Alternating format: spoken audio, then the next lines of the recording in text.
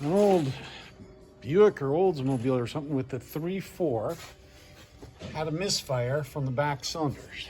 So we pulled the valve cover off and found that was just sitting there.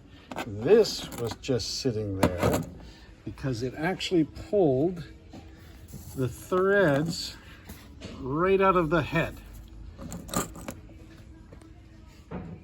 That's your misfire. So if you've got an old 3.4 liter and it's misfiring, it's not the spark plug. You got fuel, you got ignition. Check for the rocker arm assembly pulling right out of the head.